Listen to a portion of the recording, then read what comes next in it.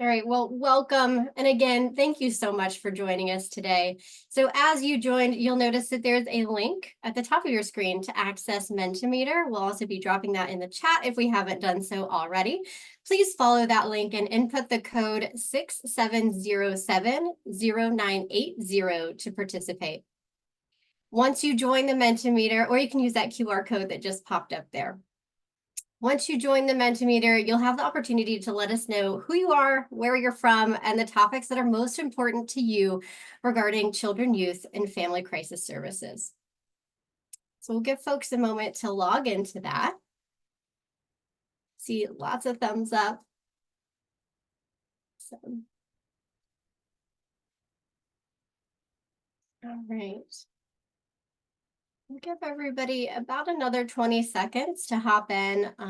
And please note that you can utilize that link later on in the presentation as well if you wanted to participate at that time.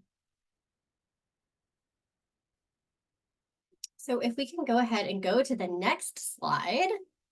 This is your opportunity to pin your location. And you'll also notice we've expanded our map to now include the territories such as Guam and Puerto Rico. So I know we've had some folks join us from there previously, and we are so excited to have you represented on this map. And it is so neat to see all of the entries come in. Love it. So I'm in Knoxville, Tennessee, so really close, but I see lots of folks in Georgia and all surrounding areas. Oh, there's one in Tennessee as well. Very cool.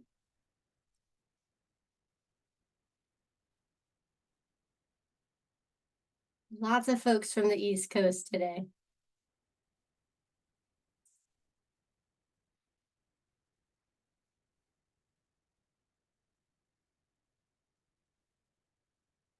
All right.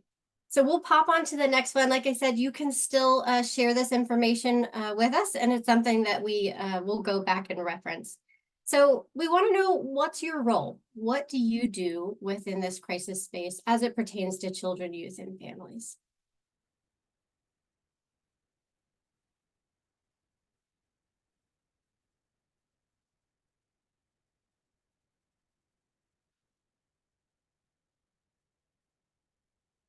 Lots of neat roles represented here. I love seeing the variety.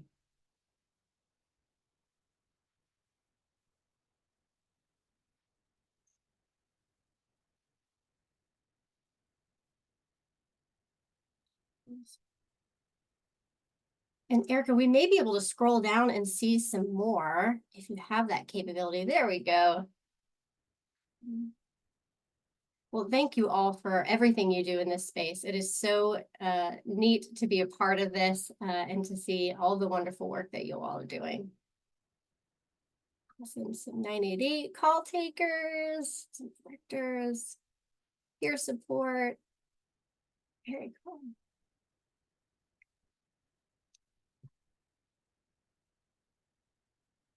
Awesome. Well, please keep adding those responses. And like I said, we will go back and view all of these.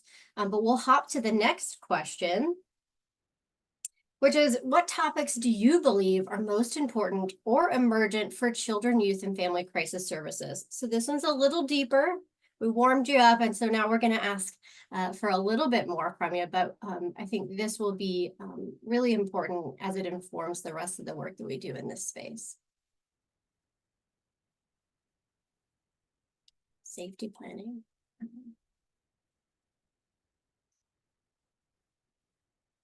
Ease of access. Family, I've seen family mentioned a few times. Care coordination, decreasing stigma.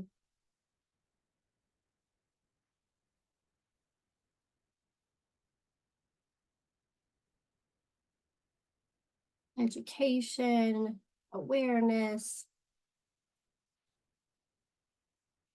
continuity of care, access to services for housing and mental health resources. This is wonderful.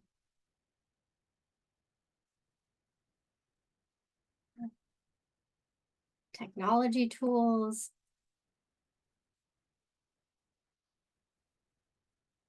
Cultural competency. Telehealth, I know that's huge for rural communities. Awesome. Decreasing fear. Wonderful. Well, thank you all so much. We'll go ahead and move on to the next question. Oh, which is the end. Awesome. Well, we really, really appreciate you and just want to say a huge heartfelt thanks. And we're really looking forward to incorporating your feedback as again, we implement this into our work streams.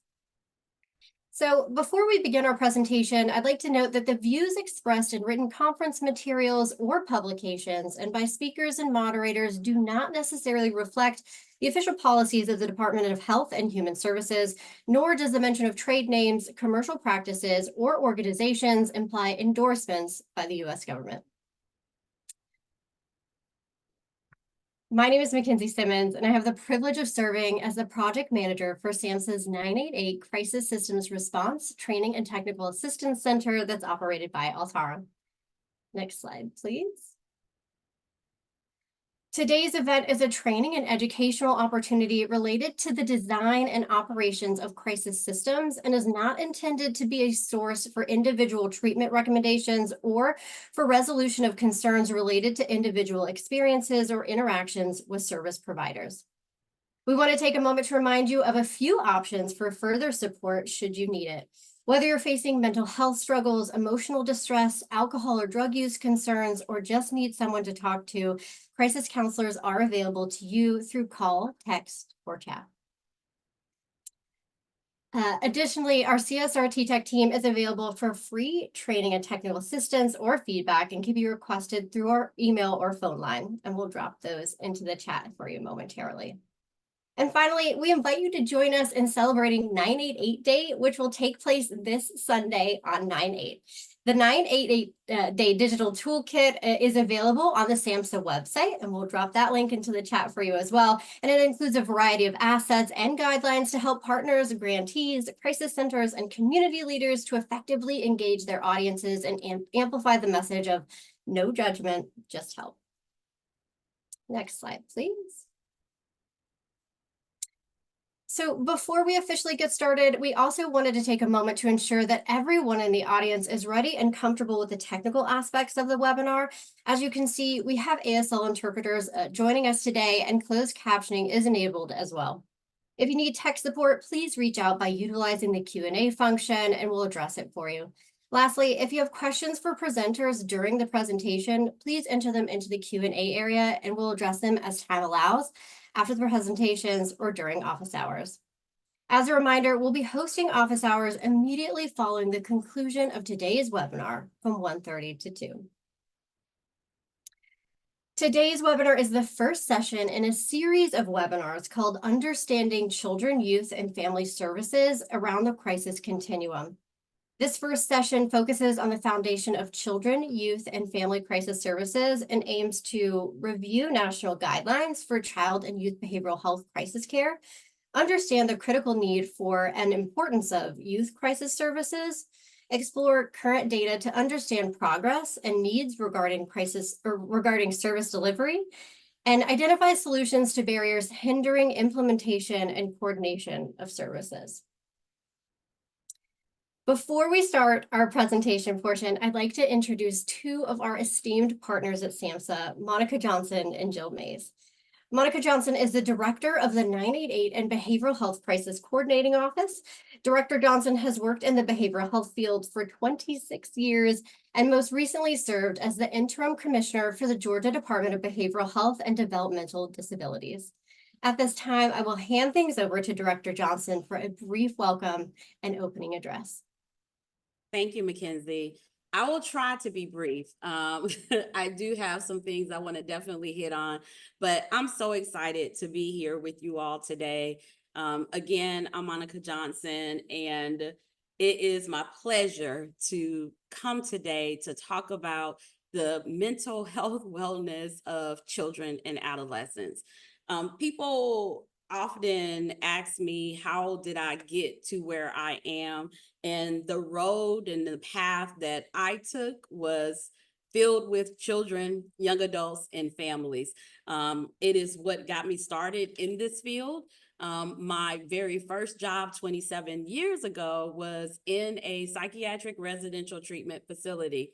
I'm going to tell you two really brief encounters that changed the trajectory of what I thought my life would be. And my definitely nothing close to what I thought my career would be. But these were critical moments in time. That experience at the psychiatric residential treatment facility, on the first day that I worked there, and I worked at this particular facility, think like college campus. So lots of different cottages, different units. And I worked with the adolescent females. And on my first day, we did a field trip. So I'm thinking, this is the best job ever. First day, we get to do a field trip. We went to a lake in North Georgia. We had a great day. We played games, we had fun. I got to know the girls. And then when we got back to the cottage later on that day, there was a conflict. There was an incident between two of the young ladies at the time. I remember all of the people in this story as if it happened yesterday. I can see the faces and I remember the names. But the conflict happened. And in the midst of that conflict, a chair was thrown by one of the young ladies. And the chair, I always say in hindsight, I don't know if it was thrown at me or in my direction, but it missed. And it was, it was considered to be a crisis. Later that afternoon or later that evening, at the end of my shift, we made a circle and we processed the event. And one of the young ladies, again, whose name I know so clearly, said to me, "You're going to leave, right? Today is going to be your last day, correct?" And I was like, "No, I'm not today. Why would I be leaving?" And she said, "Because everybody always leaves." I worked there for 3 years, and that set me on the trajectory to do this work. From that point, I spent so much of my early part of my career in this space. I usually did work with youth and families that had higher needs or more intensive needs. And I felt like that was just the space I was meant to be in. I also worked at a children's shelter that would, so for the welfare system, so DFACS is what it was called in the state I was in. And it was a facility so that when individuals were taken into foster care, but there was not a place for them to go, like a home, a foster home was not immediately available, they came to this particular shelter. And there was a very notable event that happened where several children were taken into custody and brought to that particular shelter overnight with whatever they could grab in bags, in plastic bags, old grocery bags, whatever trash bags, whatever they could find. That job experience probably changed so much about what I thought about the system, what I thought about how traumatic experiences can be for children and for youth and for adolescents. And therefore, I spent so much of my part of my career working in this space. So it is with that and my honor to be here today to talk to you all. When I got into a policy space, I did that thinking I could make more of a change in a policy space versus in some of the roles that I was in. So I entered my state government career, which I spent 12 years in state government as the Child and Adolescent State Director. And that really set the pathway of how I ended up to where I am. So this subject is so important to me. It is near and dear to my heart, and it has shaped who I am as a professional and who I am as an individual. So again, my honor to be here today. So what we know is that the last few years have not been easy for our youth. We know that. We know that there were losses and disruptions that could not necessarily be replaced. We went through something called a pandemic, where I was going through that with my kids at the same time. I am a mom, and I do kind of see the world from that perspective. I remember having to suddenly be working remote, and I had two children at that time that were in high school, a senior during 2020. Many of you probably have a similar story, and a ninth grader that had to suddenly convert to being at home to do school. So it was a very challenging time figuring out different ways in which, first of all, kids can continue to be educated, but also those social connections that were very important. How do you continue to celebrate milestones for children? For me personally, my senior had a prom that he did not go to. He did not have the normal celebrations that year, or they were significantly delayed. So we know that in hindsight now, we can see some of the impact that has had on our youth. We know that social interactions are very different than when most of us were younger. The way that the youth interact with each other and the role that social media plays on the lives of youth, that can increase in many instances anxiety, depression, just self-esteem issues, and so forth. So what we know is that our data tells us that nearly 1 in 5 adolescents reported a major depressive episode within the past year. Also, within that same time period, 1 in 8 had serious thoughts of suicide, and over 850,000 youth have attempted suicide.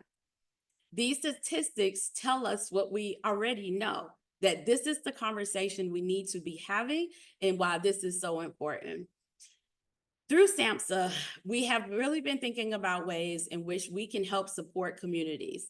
Although many crisis response systems offer robust services for adults, we know that there are significant gaps that often remain, focusing on the needs of youth. Youth are not many adults. You cannot just replicate what you build in an adult system and think that translates to a children's system. It doesn't translate also to a young emerging adult. There is nothing magical that happens when you turn 18. They say at that point you're an adult. I am a mother of a 19-year-old and a 22-year-old, and nothing magical happened for my 19-year-old. He still needs his mom. So, and that 22-year-old too. So we know that we need very targeted, specific services that are different than adults in the adult system. So to address this, SAMHSA is working hard to expand and promote a comprehensive trauma-informed crisis continuum for youth and their families. Over the past 3 years, during the Biden-Harris administration, we have invested over $1.5 billion in youth mental health programs, which are focused on promoting wellness and the prevention, treatment, and recovery of mental health and substance use from early childhood to young adult. We are also updating the national guidelines for child and youth behavioral health crisis care, which guides states and communities in addressing these gaps that we know exist. This hopefully will further prioritize the system building for youth and families.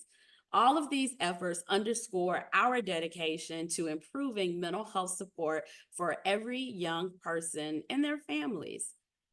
Our work through the 988 Suicide and Crisis Lifeline is obviously a critical component of this effort. I say in all the spaces I can that 988 has been a catalyst to system change.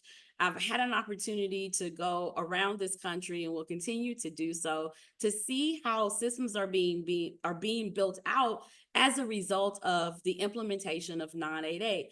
What I do see when I go out is some places have really great things in place for youth.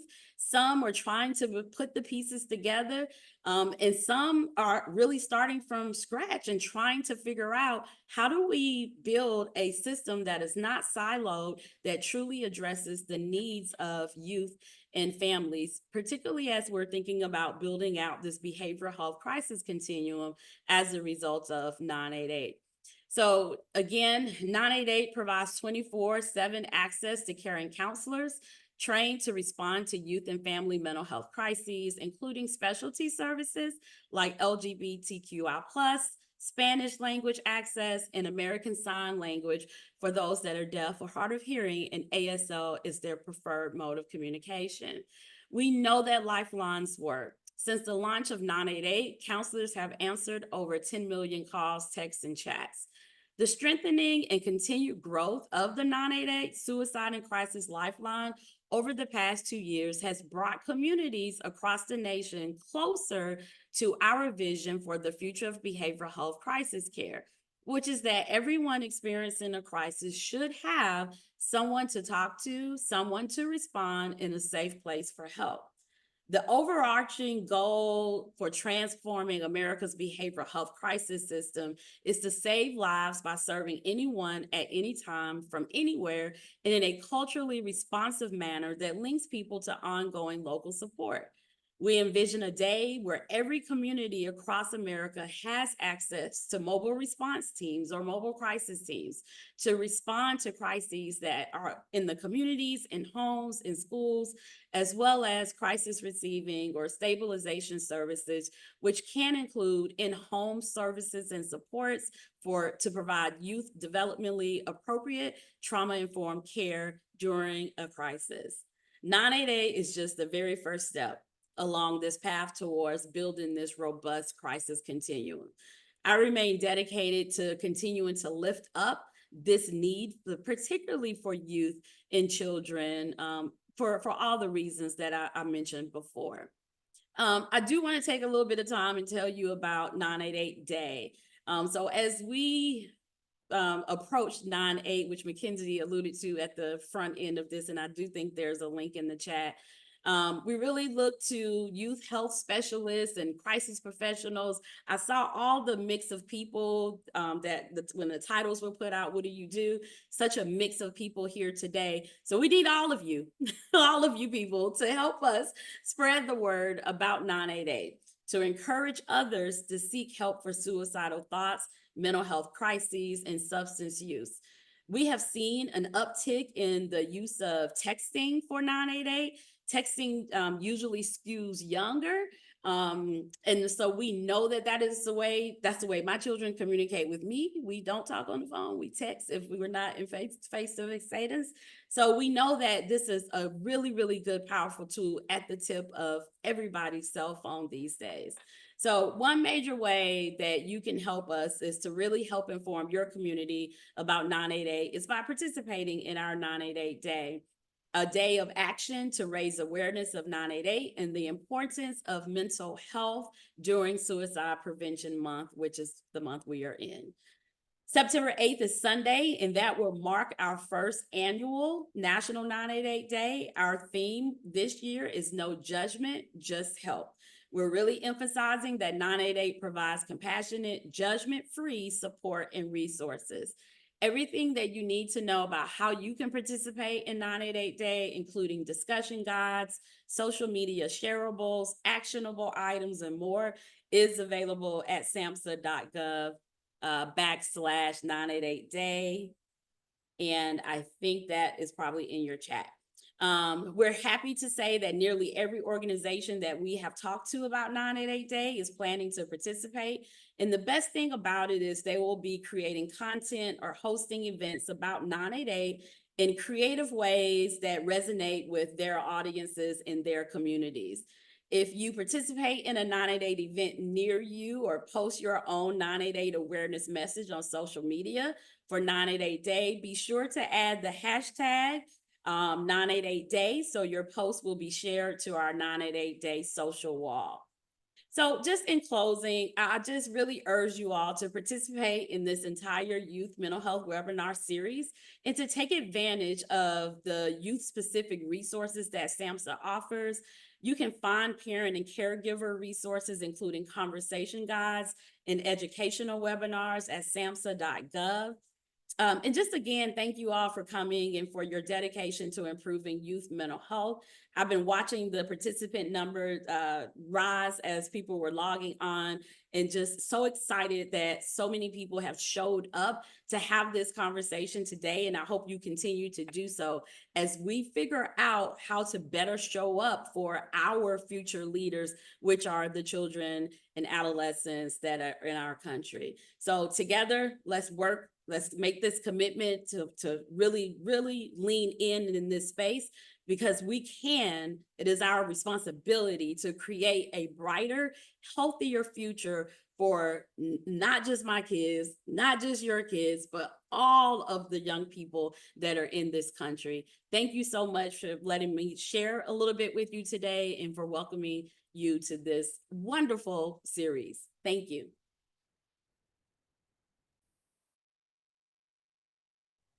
Good afternoon, everyone. My name is Jill Mays, and I'm the Division Director of Crisis System Transformation here in the 988 and BHCCO office.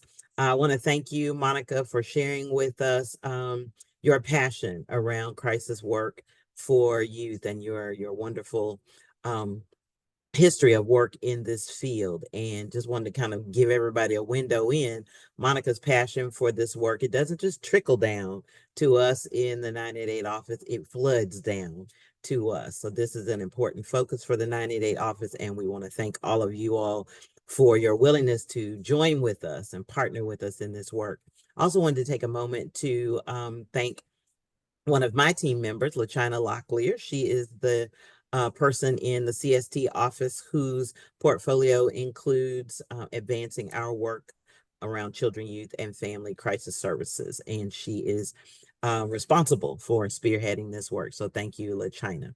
And today we are joined by two subject matter experts within the field, and we'll take a brief moment to introduce them to you before they do these wonderful presentations that they've prepared. I had a sneak peek of their slides, and they're awesome. Dr. Belina Shaw is a senior medical advisor within the Center for Mental Health Services here at SAMHSA. She's triple board certified in the areas of child, adolescent, and adult psychiatry and addiction medicine, and is recognized as a fellow of both the American Psychiatric Association and the American Society of Addiction Medicine.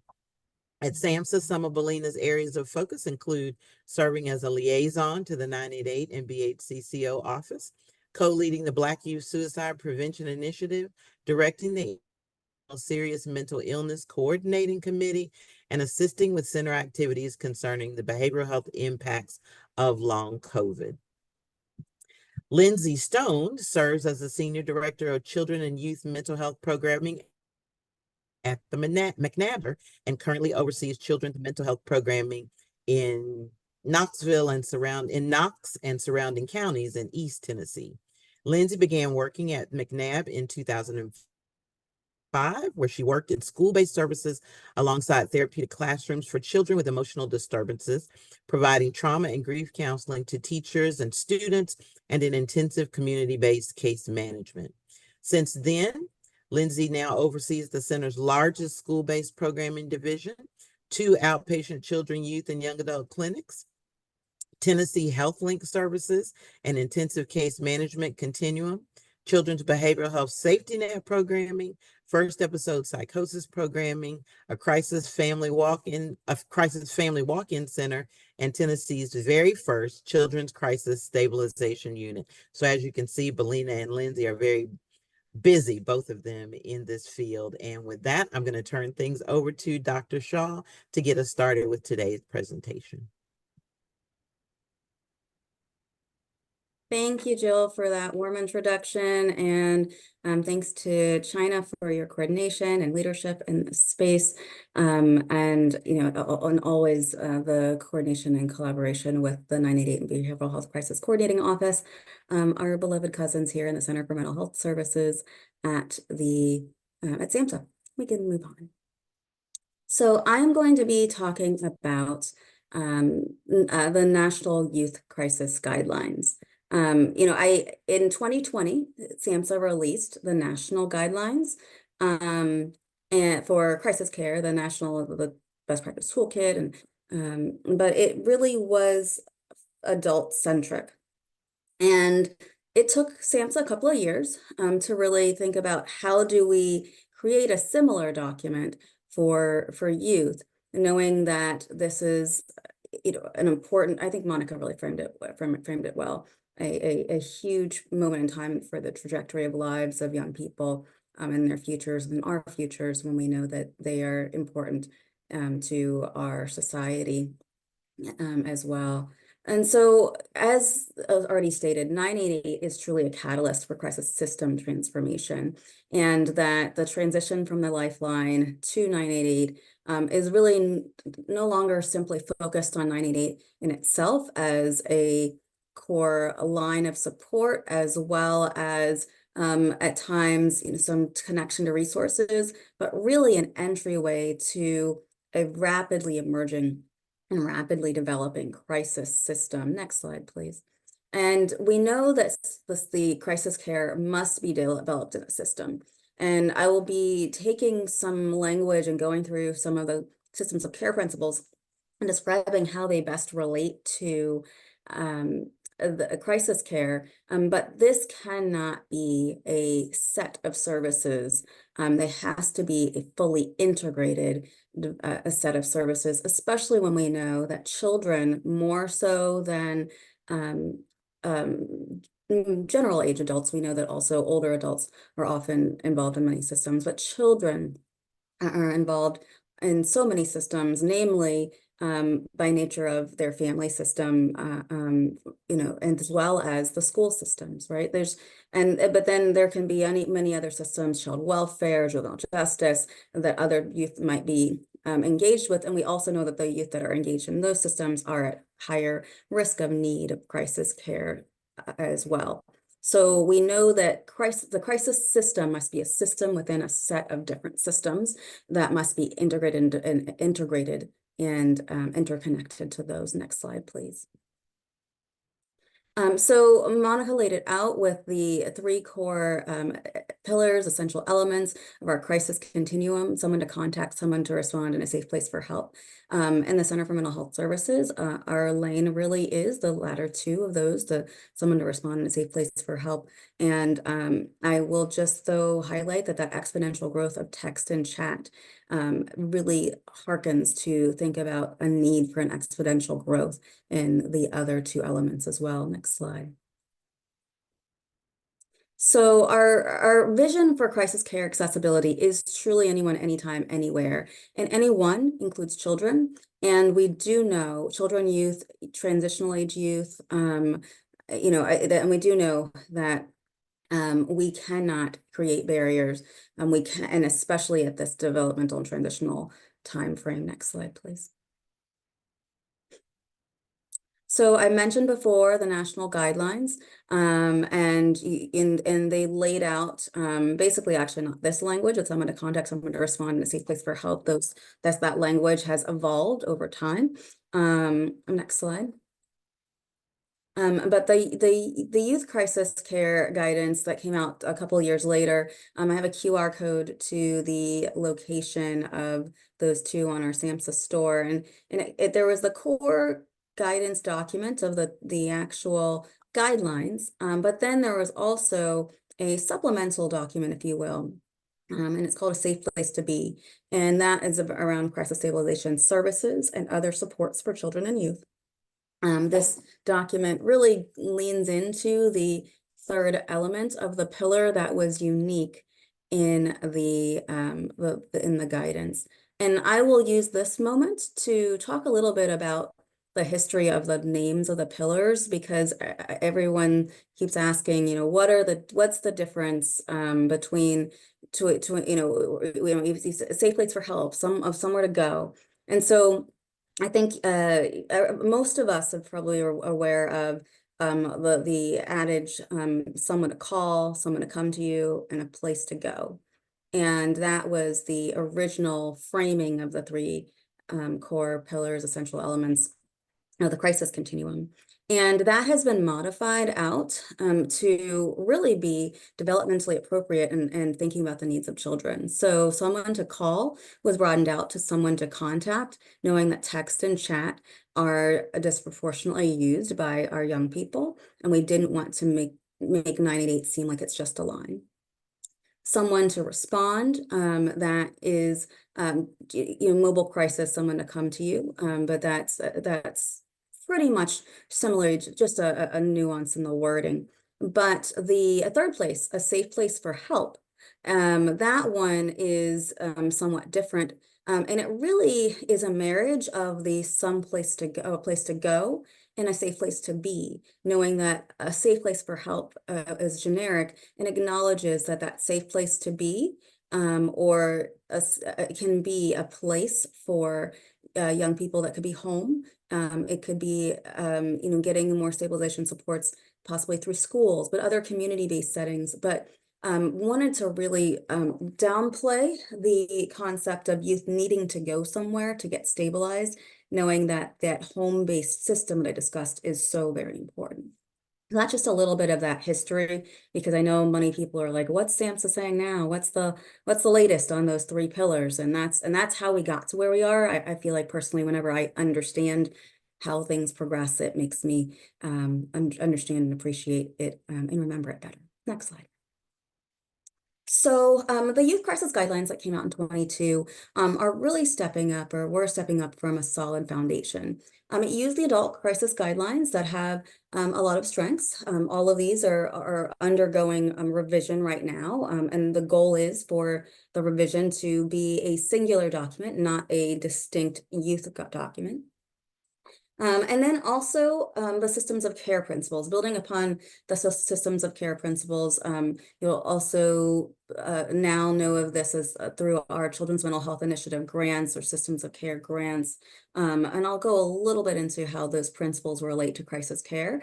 Although they were not developed for crisis care, I think that they were really groundbreaking and foundational in a lot of the core principles that are relevant when developing the systems of care framework. We have trauma-informed care guidelines and trauma-informed principles that we really wanted to make sure that we infused, also knowing the impact of ACEs on youth especially. So this is a critical period of development by which traumatic events can have a long-term impact and trajectory on mental health outcomes, physical health outcomes, so many outcomes. And then this really builds upon the work of youth, family, systems, provider experts, and other exemplar programs, i.e. probably a lot of you, right? We kind of heard from the field what's happening, what's working, and we plan to do more of that in the next set of guidelines as well. And then finally, the recovery and resilience principles, but really just thinking about how do we not necessarily shape this as something that we are pushing on, or that we are telling people that they need to end up in a certain way or have a certain outcome or meet our treatment goals, but that they're the treatment goals of that family and youth. And really thinking about how do we develop resilience as well. Next slide. So the first priority of all of this is safety, and safety can have many different elements and framing, but one of those key elements of safety includes, obviously making sure that, life safety and health and life is one, right? Making sure that, suicide risk, overdose risk to others is assessed, managed, mitigated. But also safety is safety for the family, safety for people who are seeking care in a place that is comfortable, and that may be the home, right? Making sure that you're thinking about that long-term impact on safety and by feeling like the mental health system is safe. Next slide. And so there are some shared principles between the set of guidelines, addressing recovery, trauma-informed care, but that role of peers is really significant. The zero suicide care and suicide safer care, all really important. We talked about safety, and then also crisis response partnerships with law enforcement, dispatch 911, public safety answering points, and emergency medical services. And I want to lean in a little bit on 6. And just to clarify, we're not necessarily talking about that we want more law enforcement engagement. We're really more so talking about that we want to think about that if law enforcement is involved, how do we do that in a way that is non-traumatizing, that is person-centered, that is supportive of the individual care? If law enforcement's the first one, how do they make sure they have a relationship with a mobile crisis or whatever that crisis system step might be, so that they can make sure that the law enforcement knows the system that might be more appropriate for them. So when we say that, I just don't want people to think that we're suggesting that youth go into this or engaging with law enforcement or the other systems. Next slide, please.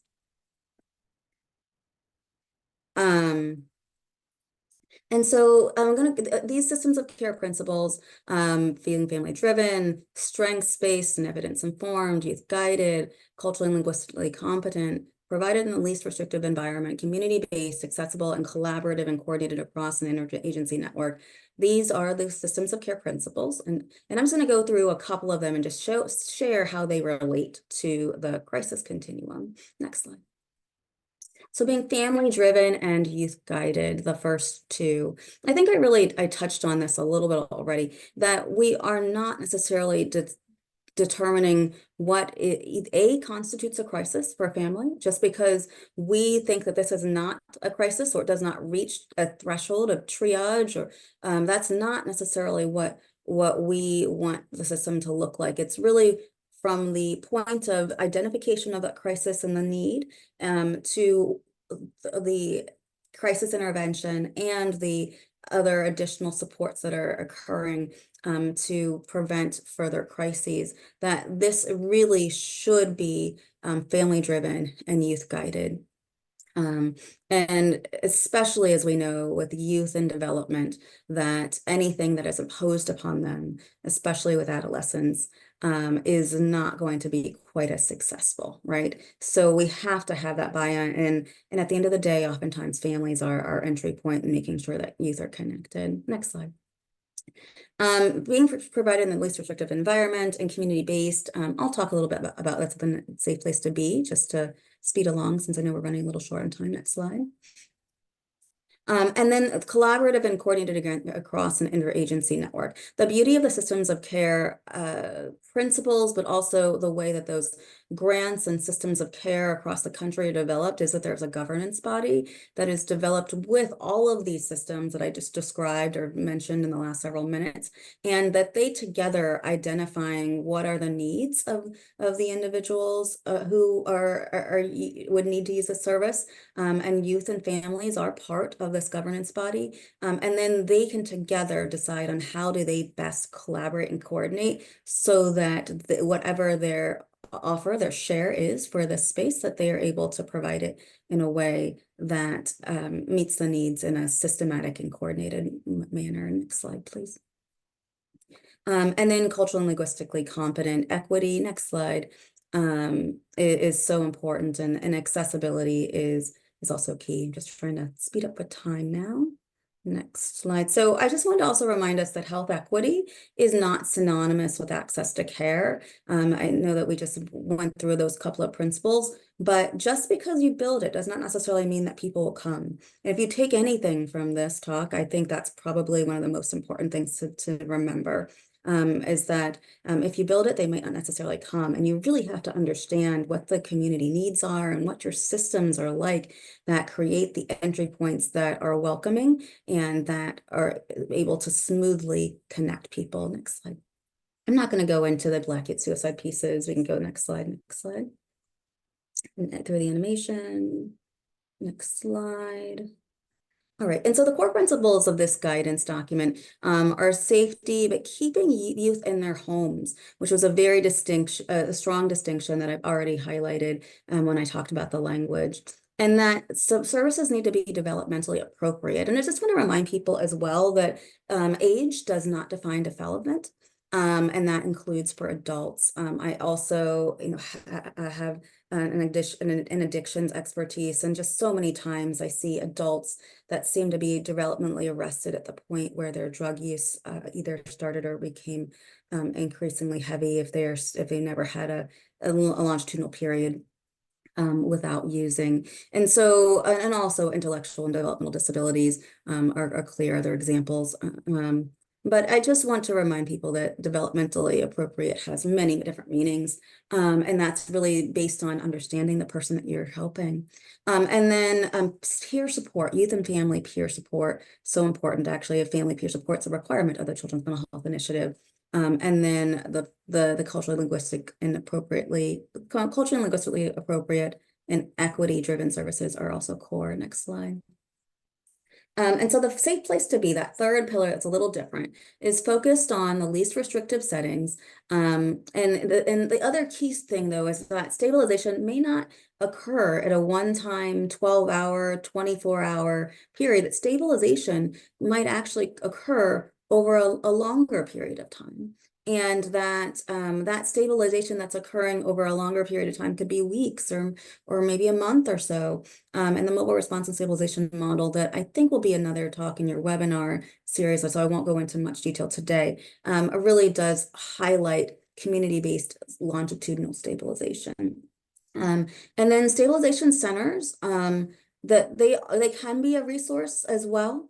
And the same for emergency departments. We do want to avoid the unnecessary use of emergency departments and out-of-home placements, but the document does acknowledge that this might be the safest alternative for some youth. But we just once again want to think about how we exhausted and or developed so that families can exhaust all of these other options. Next slide. Quick story.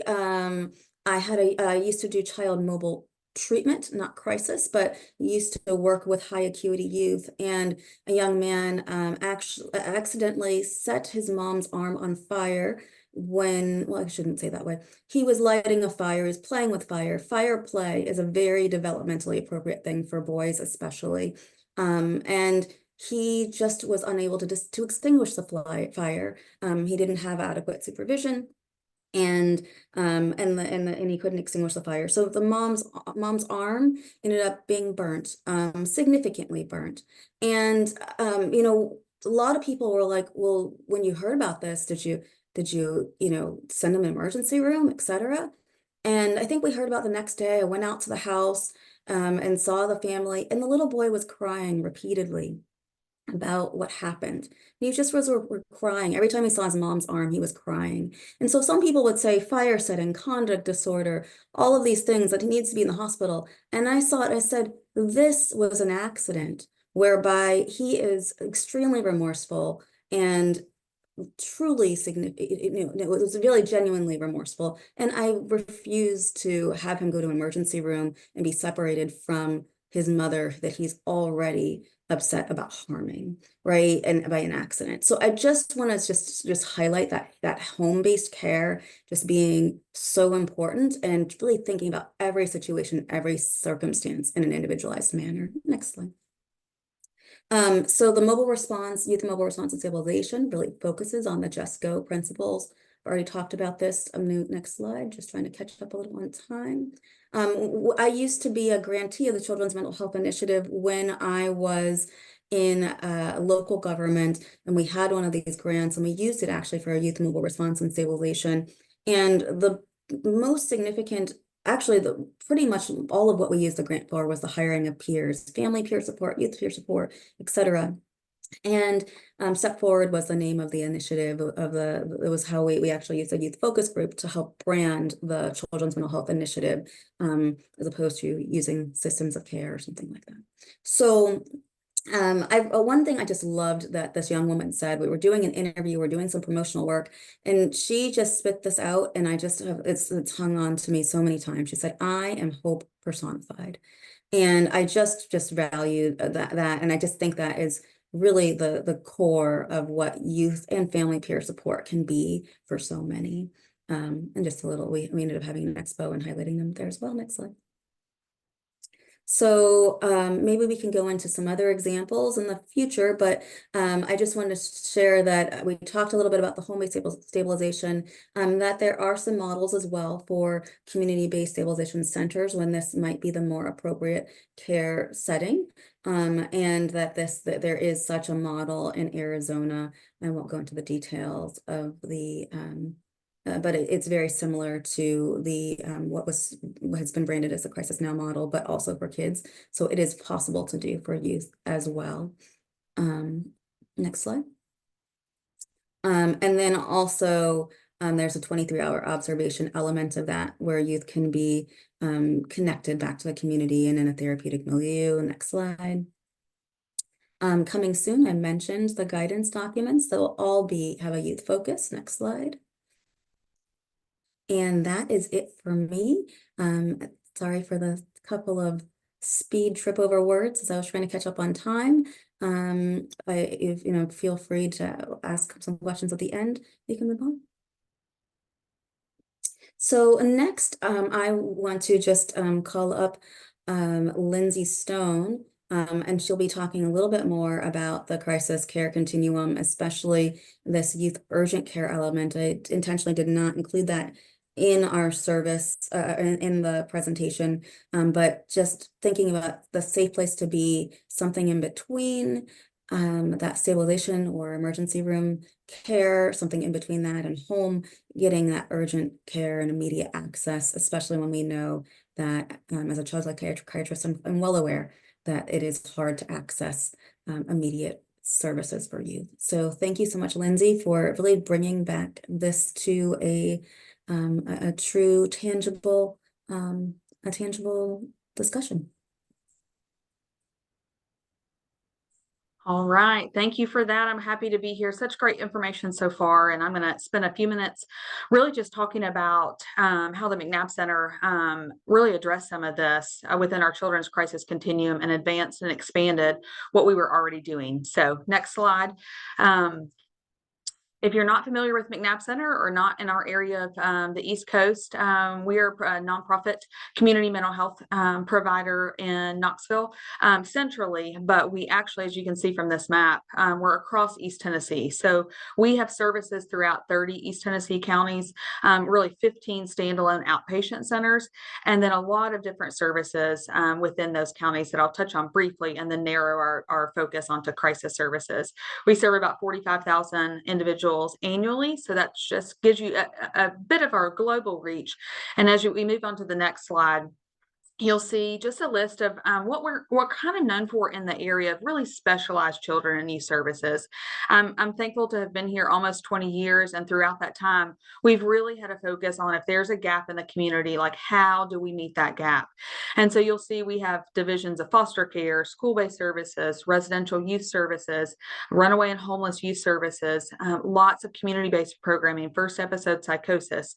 We have Tennessee's only 2 therapeutic preschools addressing trauma early, family treatment services, infant mental health. But even in that extensive list that I could spend a lot more time on, we still knew that there was a gap, and we were seeing so many more needs within having immediate access for crisis support and the acuity that we were seeing. So if you move to the next slide, we started working on proposals to really address those needs. And in 2021, November of that year, we actually opened our first family walk-in center, really addressing a need to make sure that families and youth have somewhere to walk in immediately when they need it. This was through a grant and a partnership that we still have through our Tennessee Department of Mental Health and Substance Abuse Services, which we have a great alignment with. And we were able to open this center. We're actually opened opened 8 a.m. to 8 p.m., 365 days a year. It's my favorite thing to tell families that you can come any day of the year. We're going to be there. We have 24-hour on-call support. Even if our doors are closed, we can answer the phone. The phones roll to a cell phone that our staff always answer. So essentially, they always have support. The way that we've modeled it is to do an approach to provide kind of assessment, evaluation, maybe just de-escalation in one visit. But really the crucial piece that has worked so well for this model is that we offer services when they walk through our doors for 6 to 8 weeks with no insurance required. So there's no barrier there. So for 6 to 8 weeks, we can offer intensive case management in the community. We can offer medication services, and we can offer therapy services. One of the biggest wins with providing that has been to offer non-traditional office hours. So we have a medical provider that's there on the weekends, on Saturday and Sunday mornings, Tuesdays after school, Friday evenings. So parents that work or other barriers to schedule, they can come in, and we also have that up to 8 weeks to transition them to long-term care. So as you go to the next slide, if you're a visual person like me, I like to kind of see what the atmosphere looks like, because we had a vision behind this that I'll kind of touch on as we move through. But you'll see in the middle picture, it's what we call kind of our hospitality section. You walk in through this building and it's an open living room format. We do have private offices, but it's a really open waiting area. I always say you don't have to tell kids where the snacks are twice. They know where they're located. They can come in, they can grab a drink, they can grab a snack. It's not uncommon to see a parent or a grandparent drinking a cup of coffee on a couch while we're supporting their youth. And so we just really value that atmosphere. To the left, it's hard to see the words on the picture, but it's called Mindful Moments, and you'll see little pictures hanging from there. And so basically kids can leave a hopeful or an encouraging picture for the next kids that walk in. It's the first thing that you see when you walk in our door. It's the first corner. And kids are able to not only make a connection, but also realize that there are other kids walking through these doors. And that kind of connection, even if they're not seeing them when they're there, provides a good grounding experience for them. But my favorite two rooms on the next slide are what we call our breakout rooms or our respite rooms. We wanted kids and families to experience a new way of experiencing crisis in a familiar, developmentally appropriate atmosphere. So on one side of our open office area, we have our young child respite room, which is on the left side of your screen. You'll see a race car track on the floor, kid-size recliners. There's a Nintendo Switch on the TV, a reading section. What you can't see is a whole fidget section to the other side of the wall, really just a space that feels like a normal playroom for them. To the right of your screen, you have our adolescent breakout room. So we have gaming chairs, a PlayStation in there, an adult-sized beanbag chair, an art section, lots of windows with natural light, and really just making sure that we have spaces to provide interventions. We actually end up probably doing more family interventions in these two spaces than any other office in the building. So it's been crucial to set up the atmosphere for that service. So if you go to the next slide, one thing that we realized even in developing this, that we still had a larger gap, that we needed a continuum of children's crisis services, that the Family Walk-In Center met a need to expand past outpatient services and give access 7 days a week. But we still knew we needed another level. So we, in the midst of opening the Family Walk-In Center, were granted a SAMHSA grant to open Tennessee's first children's crisis stabilization unit, an area that Tennessee had not had in any area of the state. And so this is from our ribbon cutting. We actually did a unique approach in partnering with East Tennessee Children's Hospital. So if you go to the next slide, we're actually located right on the 4th floor of Children's Hospital, a space that families in our community know very well and is very trusted, and is also easy access to the emergency department, even though they do not have to come through that format, because we wanted to take the pressure off of emergency departments, as I'm sure lots of you on this and on this webinar experience in your areas of reach as well. We did a few different things with the children's side, knowing that we didn't really have state guidelines for how to do that for children. So we expanded the age range to serve ages 4 to 17. We also are a 12-bed unit, which is a little bit smaller than our adult units, just to make sure that we had staffing and support for the unique needs of children within the environment. But as we go to the next slide, you'll see we really also spent a good amount of time making sure that that environment was set up for kids as well. So we were fortunate to be able to have a space within the hospital that all kids have their own individualized bathrooms and bedrooms. And so they have the kind of the dignity and respect to be there and have their own private space as well. To the right, you'll see at one of our group rooms, we actually have 3 different group rooms on the unit. So when you think about kids, we can developmentally break them up into age groups and address those specific needs. And then there's some of our staff celebrating Child Abuse Prevention Month as well. If you go to the next slide, you'll see also one of our bedrooms that I mentioned.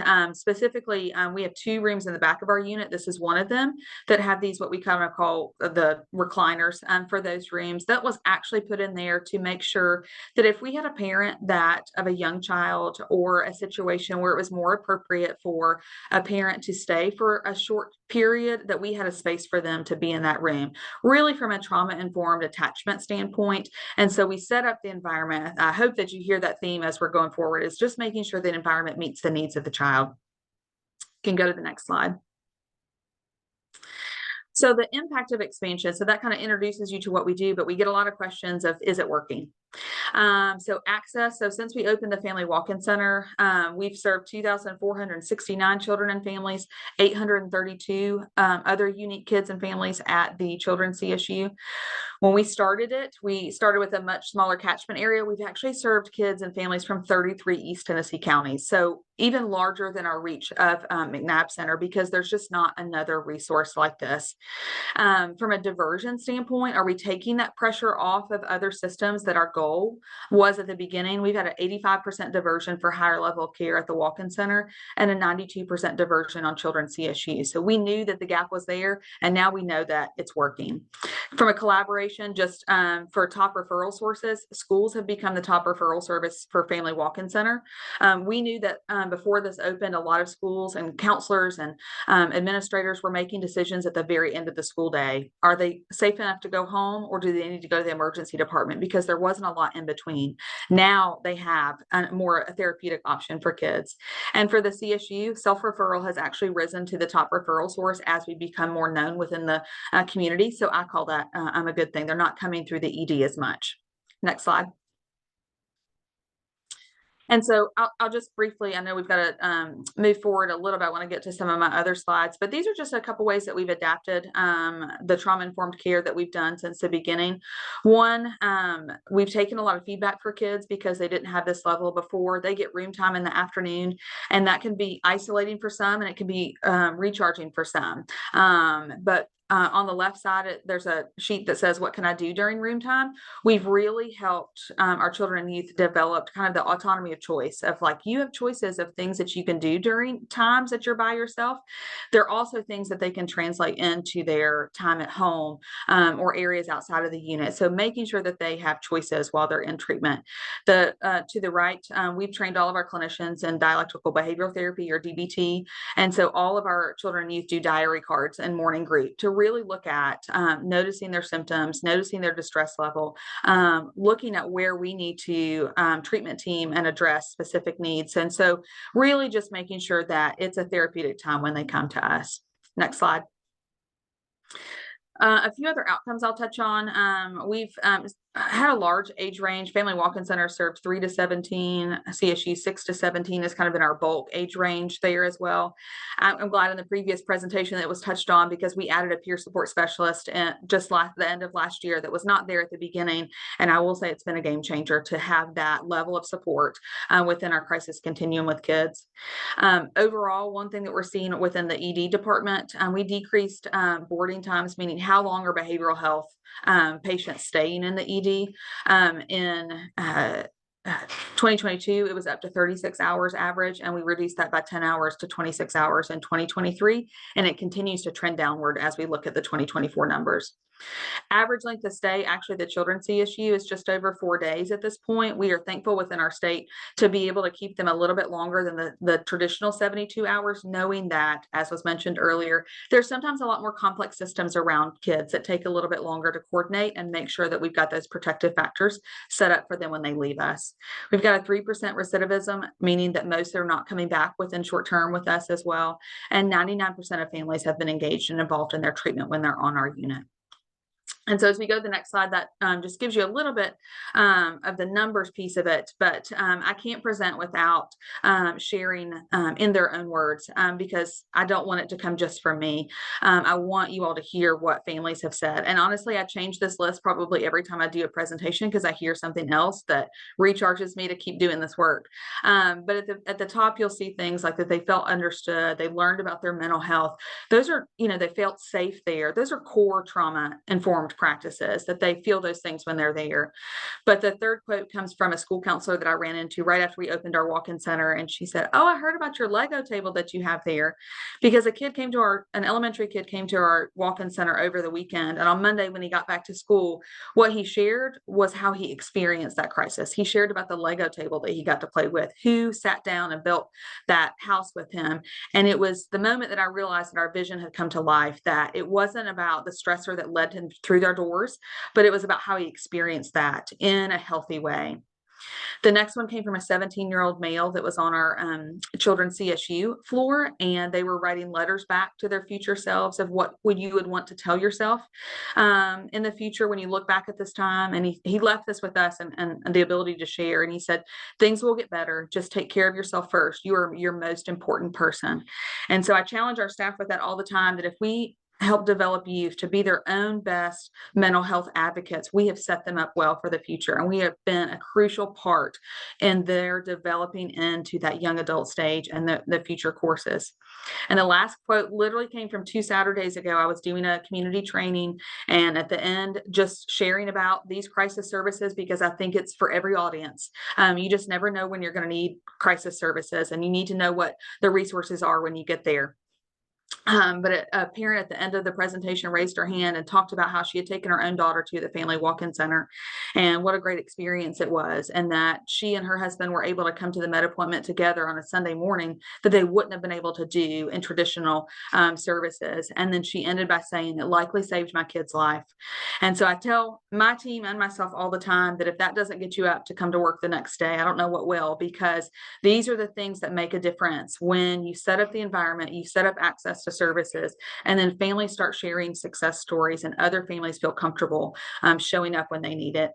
And so the last 2 slides are just really contact information, so that almost wraps me up, but it just has, if you're in our local area and or on the last slide need my contact information for any information in the future, it just has our locations, our contact information. And really, this is really the short version of how we've built partnerships over time and really expanded these services. But I'm excited to see where we're going in Tennessee. And for everybody else, wherever your catchment area is, I hope you're thinking about how to advance your services for children and youth. That concludes my portion. I appreciate everybody's time.